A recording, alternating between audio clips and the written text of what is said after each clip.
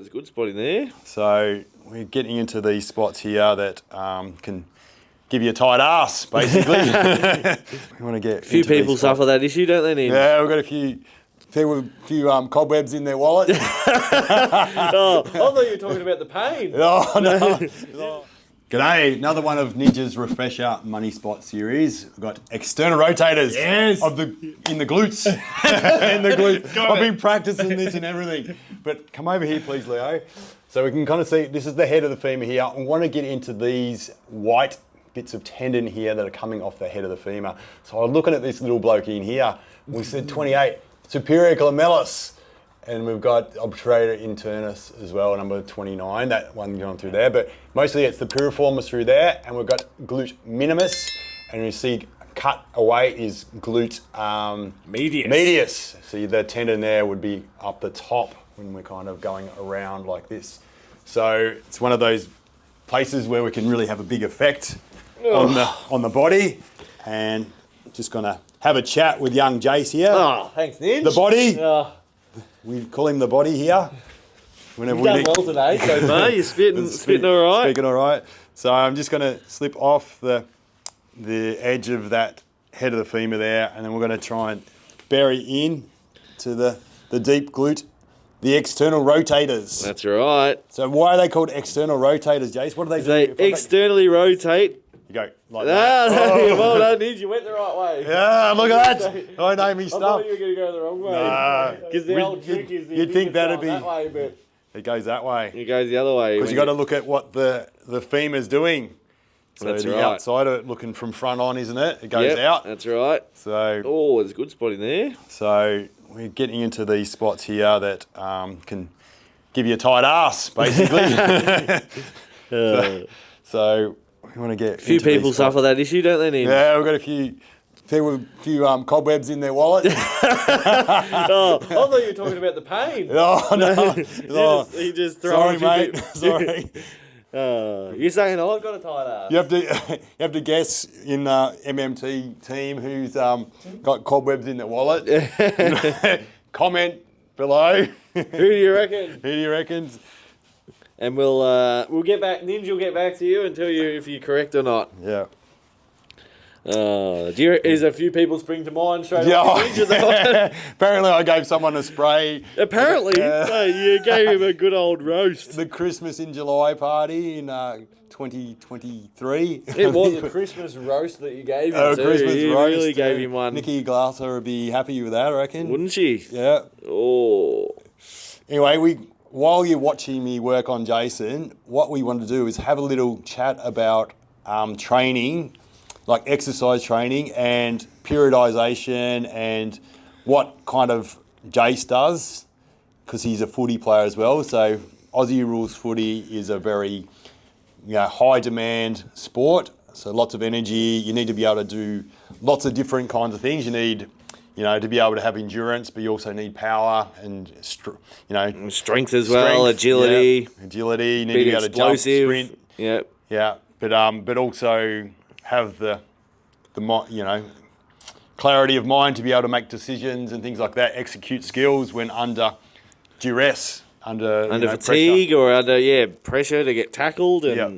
So it's a really dynamic sport, and so Jace does a lot of our training, during the off season for him, which is over summer. Lots of strength and sprints, and And then I just wanted to ask you about how do you go about your year? What does that kind of look like? And how do you try and, I was trying to get at, how do you try and not waste all that stuff that you do over the summer and make sure you're kind of tapping into that throughout the footy season? Yeah, so I'll work backwards. So from when I finished my footy season last year in late, what are we, like early September. So we didn't make finals, so we finished then. So then I went on a big strength training block, which I normally do post-season because I changed my focus and I want to see how we go. And we had the goal of our MMT strength training session at the end of the year. So I wanted to get right for that. Yep. So I went through, I think it was 2 8-week strength blocks, focusing on, sort of building up my strength and aiming for a 1 rep max. So The way I designed those blocks, and Ninja and Aaron were doing a similar style, was we did for our main lifts, which were squats and deadlifts, but then I was still continuing on with other stuff as well. So we would do 70% for 3 working sets of 5. So I'd do 3 warm-up sets and then 3 working sets of 5 at 70% of my 1 rep max, or whatever goal I was aiming for. And then the next 3 weeks I did at 3 reps at 80%, so 3 working sets of 3 at 80%. And then I did 1 week of 90% for 2 reps, and then I tested on the 8th week. And then I repeated that cycle twice. Yep. And that ended up getting up to my 1 rep max, which is 225. So I got previous best was 220, so I did that and then got 225 on the same night. Bloody heavy. It was bloody heavy. So so post footy season I went on a strength training block, and then I go back into more the barefoot sprints. So not as much endurance, but more focusing on strength, speed, and power.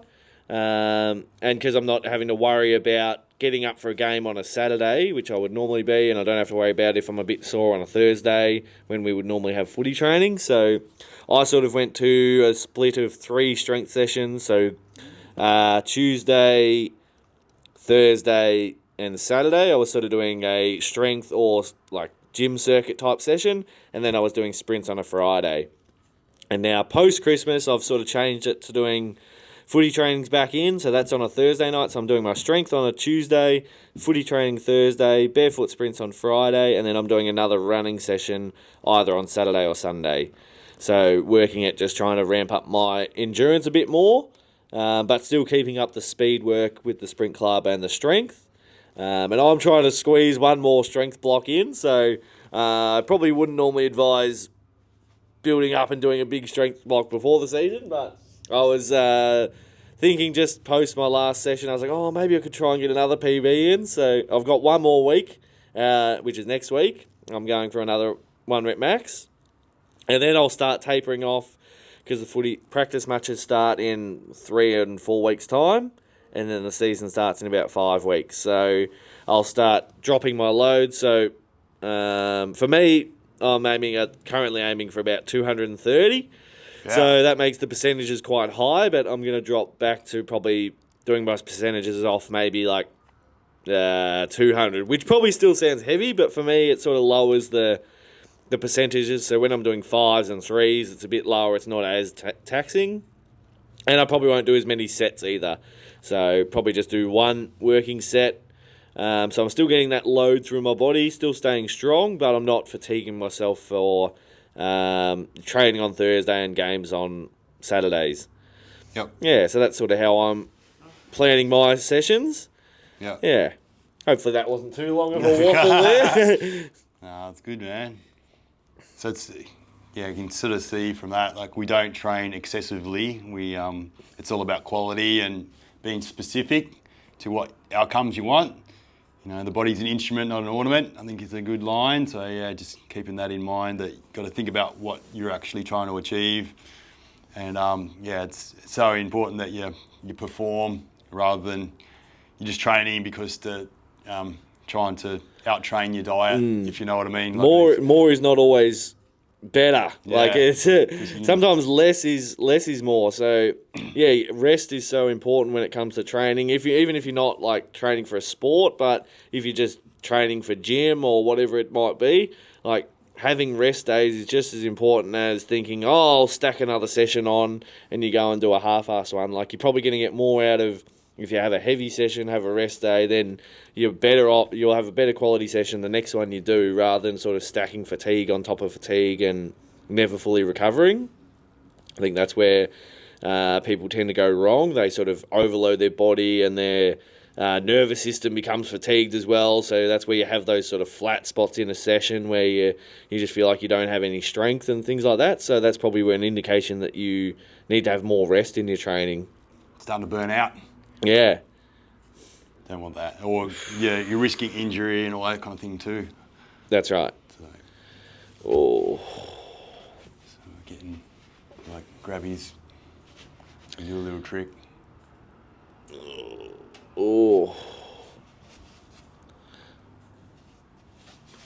So yeah, I would normally advise going back to training, like for people that want to get stronger or fitter or whatever, like 3 to 4 sessions, but making sure they're quality.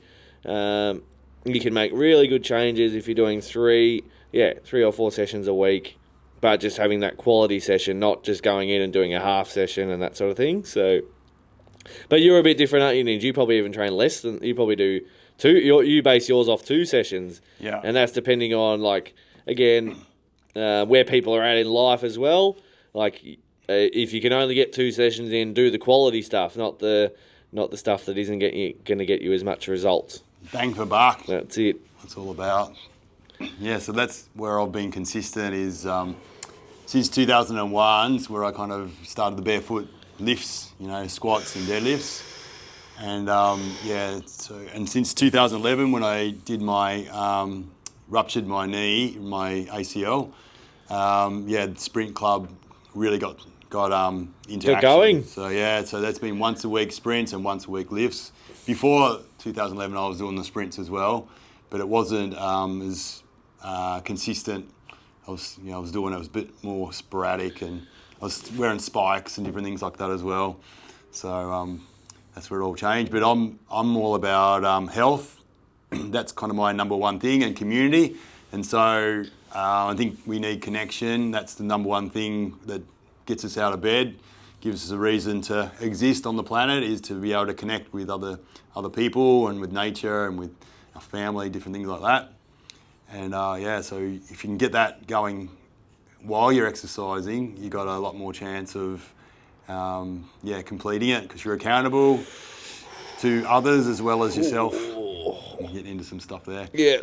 Oh, sorry. Go off, Ninja. Oh. Yeah, so we were just discussing how over the last couple of months since Christmas, we've been just doing form with our squats and deadlifts. Bit of a deload sort of block. Just doing lots of 5 reps of, sets of 5. But now we're starting to ramp it up again. We're going to do a 5-week block where we're going for a 1 rep max. So, and then we'll just keep on rolling through the year. We've been doing more circuits this last couple of months as well. So we're getting back into that, where we didn't really do much circuit stuff. It was all strength. So we're doing bench and weighted pull-ups, weighted dips, things like that. Farmers walks, heavy stuff for like 9 months of last year. So it's big lot of strength training. Yeah. So we're probably going to go into another 9 months, I'd say, of hard work. And then the circuits are hard, but in a different way, aren't they? Oh. And you can kind of really mix them up with how you do them as well. Like you could do 20 or 25 or 30 second kind of bursts, but then do you do 10 or 15 seconds rest? Do you do the same exercise 2 or 3 times in a row? Or do you go around the room and do 10 different exercises and keep on changing it up? Or you do it in pairs, where you can kind of do your pull-ups and your dips, pull-ups, dips, pull-ups, dips, like that. So there's a bunch of different ways you can stimulate your body as well as the different exercises as well. And we really try to make things practical, so they kind of replicate things you do if you're working out in the world, like digging holes and chopping wood and climbing trees and picking stuff up and throwing things. And so you can kind of replicate that in the gym, and just be mindful that we're not just up and down. We twist and turn and things like that as well. We jump, and so that's part of our training as well. Just remember that. So have diversity with your circuits. And, but be really consistent with your base stuff, like deadlift, squat, and bench, pull up. So build your foundation from there. Yeah. Just about done, I reckon. Oh, wowzy, you hit some should stuff be a good at the end. Look at that big red patch all around that head of the femur. So I started down low and worked right around here. So that's it. So if you want to learn how to do this, look us up. Now we run 2 main courses a year, but you can join any time of the year. You can have the Bible at any time and then join in with us, when the time's right. What time of year are they, Ninja? So February we start one, and August. So which includes some in-person stuff as well, but it's mostly you get the videos and you can submit videos of you performing the work. But then you can come to a money spot weekend or 5-day upgrades. In-person experience. In-person stuff, yeah. We get to hang out with us and do all the stuff we do, you know, like breath work and gym work. They get to treat me, Ninja? And they can treat Jace. Oh, yes. I'll donate myself as a body. I reckon you got to come into it now, Jace. You reckon? We're getting bigger. Yeah. Of course, getting more popular, so we need... make sure you get in. Otherwise you might miss out. Yeah, you might get to meet Jace in person. That would make your life, wouldn't it? Yeah. Anyway, thanks for watching. Like, subscribe, share. And hopefully you got something out of that. Bit of a training chat, and hopefully it didn't bore you too much. But, but want to be like Jace? Train like Jace. That's it. Be consistent. Be like Mike.